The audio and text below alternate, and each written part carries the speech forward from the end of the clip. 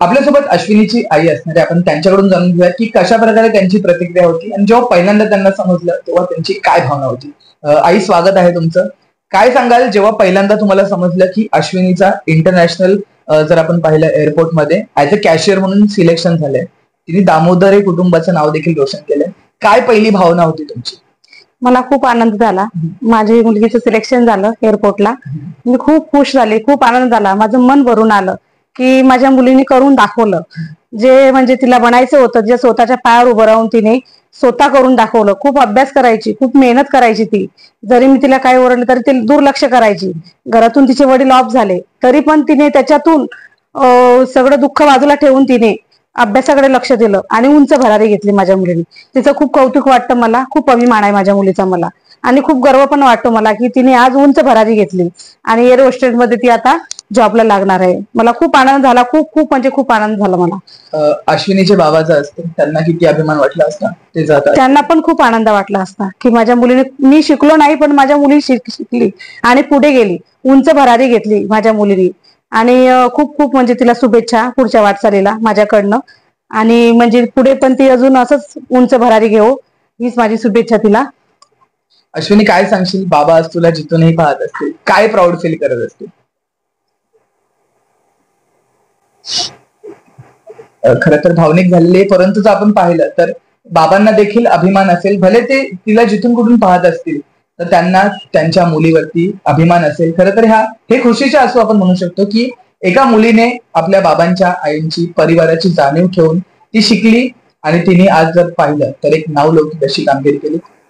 आपल्यासोबत अश्विनीचे काका असणार आहेत, आपण त्यांची देखील प्रतिक्रिया जाणून घेऊयात. खरं तर जेव्हा अश्विनी सिलेक्ट झाली होती तिने पहिला कॉल जो होता तो आपल्या काकाला केला होता. आपल्यासोबत स्वतः अश्विनीचे काका असणार आहेत. काका, काय सांगाल, पहिला कॉल जेव्हा तुम्हाला आला आणि समजलं की अश्विनी जी आहे ती सिलेक्ट झाली ऍज अ कॅशियर इंटरनॅशनल एअरपोर्टला, पहिली प्रतिक्रिया काय होती?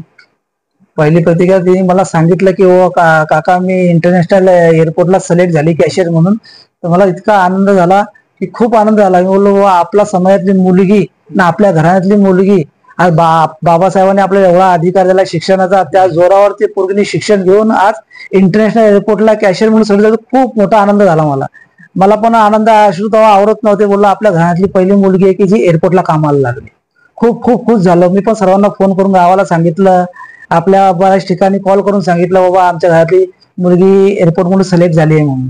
खूप आनंद झाला. नक्की. पुढचा माझा प्रश्न असा असेल की अशा अनेक अश्विनी ज्या आहेत त्या समाजामध्ये होऊ पाहतायत, परंतु कुठेतरी आर्थिक स्थिती बळकट नसल्यामुळे किंवा कुठेतरी पालकांचं दडपण असल्यामुळे ज्या मुली आहेत त्या आपले स्वप्न जे आहे ते पूर्ण करू शकत नाहीत. त्या पालकांना, त्या मुलींना काय सांगाल, कशा प्रकारे पालकांनी मुलींच्या मागे ठाम राहिलं पाहिजे आणि मुलींनी देखील आपलं डिसिजन जे आहे ते स्वतः घ्यायची ताकद ठेवली पाहिजे? काय अधिक माहिती द्या? माझं सर्व मुलींना जे शिक्षण घेत आहे, मुलींना व्यवस्थित तुम्ही शिक्षण घ्या, शिक्षणामध्ये लक्ष घाला आणि आपल्या आई वडिलांनाही सांगा तुम्हाला तुमचं स्वप्न काय आहे, मला हे व्हायचं आहे. आई वडील पण तुम्हाला सपोर्ट करेल, आई वडिलांचा पण सपोर्ट तुमच्या पाठीशी हमेशा राहील. पण तुम्ही आई वडिलांना सांगा की आम्हाला काय व्हायचं आहे, आम्हाला आमची रुची कशामध्ये आहे, की मला हे बनायचं आहे. आई वडील तुम्हाला नक्कीच सपोर्ट करेल. आणि आई वडिलांना मग माझं हे सांगणं आहे की आपल्या मुलींना सपोर्ट करा, की जेणेकरून त्यांना असं, काही लोकांना असं वाटतं की बाबा मुलगी काय करणार एवढी शिकून, पण तसा विचार न करता आज मुलांच्या खांद्याला खांदा लावून काम करत आहे.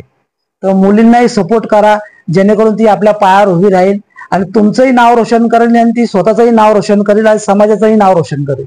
नक्कीच.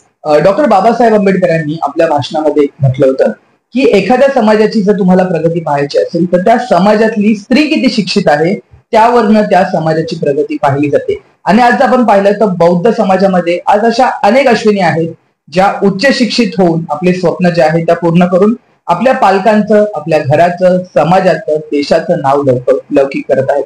तर अशा खूप साऱ्या मुलींना या अश्विनीच्या इंटरव्ह्यू मधून एक प्रेरणा असेल की तुम्ही देखील तुमचे स्वप्न पूर्ण करू शकता जर तुमच्याकडे इच्छाशक्ती आणि जिद्द असेल तर.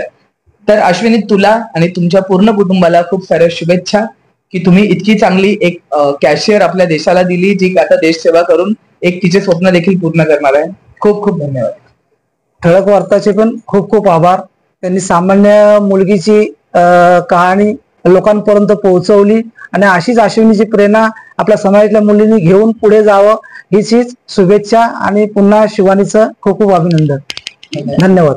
घटना होती 1920च्या दशकातली, ज्यावेळेस देशात जातीयवाद फोफावत होता. डॉक्टर बाबासाहेब आंबेडकर उच्च शिक्षणासाठी बॅरिस्टर पदवीसाठी परदेशात गेले होते. 7 वर्षाचा अभ्यास त्यांनी अवघ्या 3 वर्षात केला आणि ते मायदेशी परतले. परंतु मायदेशी परत असताना त्यांच्यासोबत जो अनुभव होता तो मात्र मनाला थक्क करणारा होता. डॉक्टर बाबासाहेब आंबेडकर जेव्हा परतत असताना बैलगाडीमध्ये बसले होते आणि त्यावेळेस त्या बैलगाडीवाल्याने डॉक्टर बाबासाहेब आंबेडकरांना त्यांचं नाव विचारलं. नाव विचारल्यानंतर त्यांनी त्यांना जात विचारली आणि अक्षरशः सूटबूट घातलेल्या उच्च शिक्षित डॉक्टर बाबासाहेब आंबेडकरांना बैलगाडीतून खाली ढकलण्यात आलं.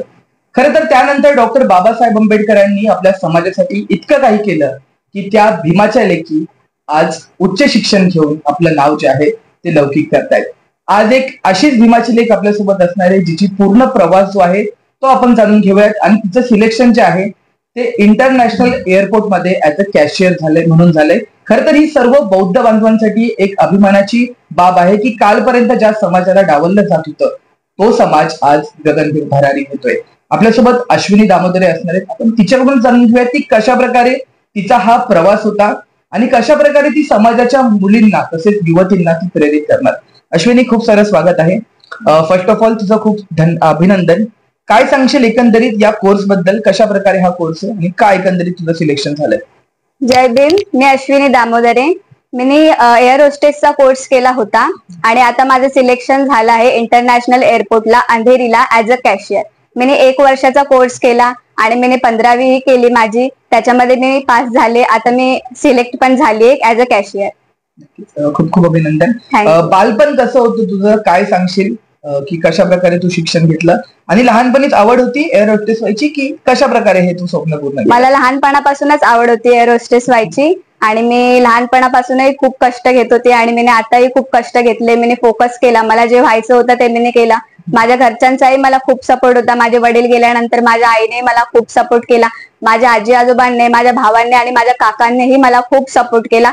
त्यांच्या सपोर्टमुळे आणि सर्वात महत्वाचं म्हणजे डॉक्टर बाबासाहेब आंबेडकरांनी बनवलेल्या कायद्यांमुळे आणि महिलांसाठी बनवलेल्या फायद्यांमुळे मी त्यांच्या कायद्यांचा आणि फायद्यांचा लाभ घेऊ शकली आणि मी खूप थँक्यू बोलेल. बाबासाहेबांमुळेच मी आज इथे आहे. बाबासाहेबांमुळेच आज एवढं सगळं शक्य होऊ शकले. नक्कीच. कोर्स बद्दल काय सांगशील? एक्झॅक्ट त्याचं नाव काय होतं, कशा प्रकारे अभ्यासक्रम होता आणि एकंदरीत ड्युरेशन किती होता या कोर्सचा? कोर्सचं ड्युरेशन होतं 1 वर्षाचं ड्युरेशन होते. त्याच्यामध्ये वेगवेगळे मॉड्यूल्स असतात आणि ह्या कोर्सचे सेंटर पूर्ण इंडियामध्ये प्रत्येक ठिकाणी आहेत. आपल्या इंडियामध्ये घाटकोपरला आहे, नागपूरला आहे, पुण्याला आहे. वेगवेगळ्या ठिकाणी या कोर्सचं सेंटर आहे, फ्रँकपिन सेंटर. जेव्हा तुला एअरपोर्ट मधून कॉल आला की तुझं सिलेक्शन झालं इंटरव्ह्यूसाठी, इंटरव्ह्यूचा मोमेंट कसा होता? किती मुलांनी एकूण सहभाग केला होता आणि हे सर्व नवीन होतं तुझ्यासाठी?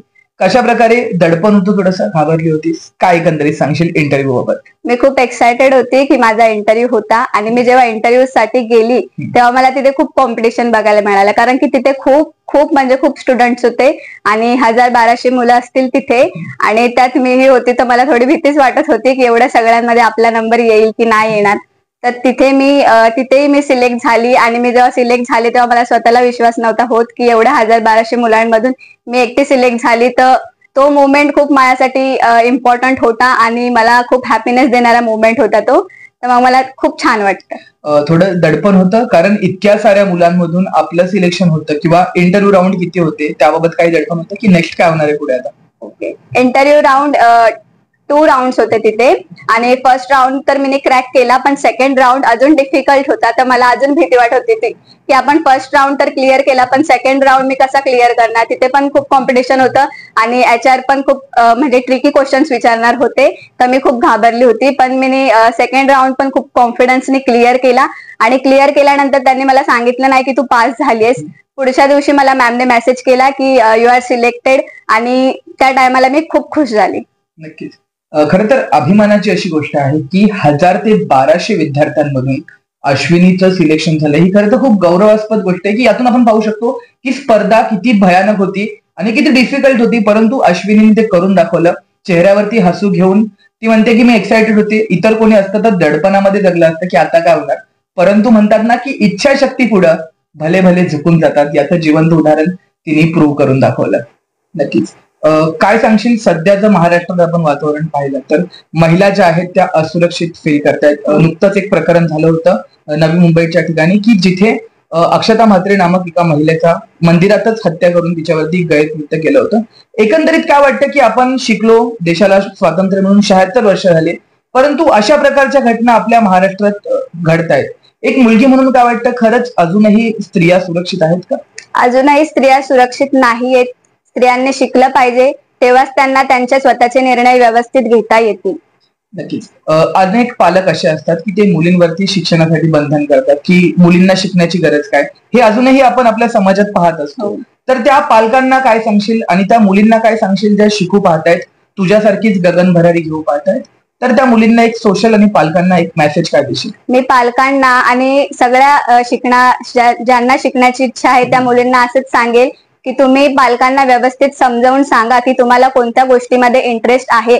त्यांना तुम्ही नीट तुमच्या पद्धतीने समजवा. तुमचे पालक आहेत ते सुद्धा तुमच्या चांगल्याचाच विचार करतात. तुम्ही त्यांना सांगून दिलं की तुमचा कसा फायदा आहे त्याच्यामध्ये, त्या शिक्षणामध्ये, आणि तुम्ही तुमच्या आई वडिलांचं कसं नाव रोशन कराल, असं तुम्ही त्यांना समजावून सांगा. ते नक्कीच तुम्हाला सपोर्ट करतील आणि तुमच्यामध्ये सुद्धा जिद्द पाहिजे. तुम्हाला जे करायचंय ते तुम्ही केलंच पाहिजे आणि ते तुम्ही शिकलंच पाहिजे. नक्कीच. घरच्यांची पहिली प्रतिक्रिया होती ज्यावेळेस तुझं सिलेक्शन झालं, सर्वात अगोदर कोणाला कॉल केला आणि काय फिलिंग होती, कोणाला जास्त मिस केलं आणि काय क्रेडिट देशील कोणाला? सगळ्यात आधी मी माझ्या काकांना सांगितलं होतं, त्याच्यानंतर मी माझ्या आजी आजोबांना आणि मम्मीला सांगितलं. सगळेच खूप खुश होते, माझे भाऊही खूप खुश होते आणि त्यांना खूप आनंद झाला. मी पूर्ण फॅमिली मधली पहिली मुलगी आहे की माझं इंटरनॅशनल एअरपोर्टवरती ऍज अ कॅशियर म्हणून सिलेक्शन झालं आणि ते खूप प्राऊड फील करतात माझा, आणि मी सुद्धा खूप प्राऊड फील करते की अशी फॅमिली आणि असे पॅरेंट्स मला भेटले.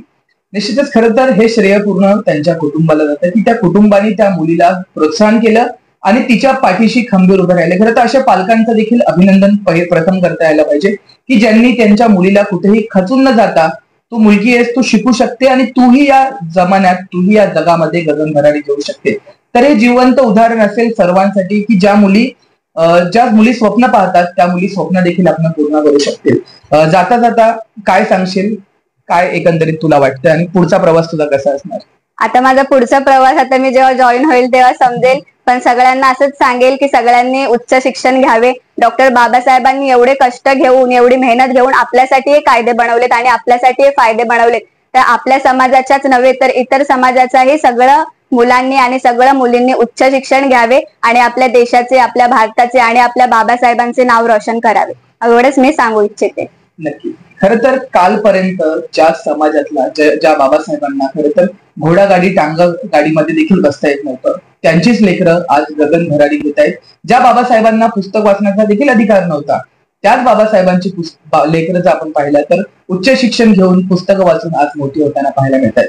तर एक आदर्श असेल अश्विनीचा संपूर्ण बदलापूर शहरासाठी, एक गौरव असेल या मुलीचा की तिने जिद्द ठेवली आणि ती जिद्द तिच्या घरच्यांच्या मदतीने तिने पूर्ण केली. तुर्तास इतकंच. तुला तुझ्या पुढील वाटचालीसाठी खूप सरस. थँक्यू. तुम्हाला हा एपिसोड कसा वाटला आणि तुमच्या देखील अशा काही इच्छा असतील तर तुम्ही नक्की त्या पूर्ण करा, कारण स्वप्न उघड्या डोळ्यांनी पाहिलेली नक्कीच पूर्ण होतात. धन्यवाद.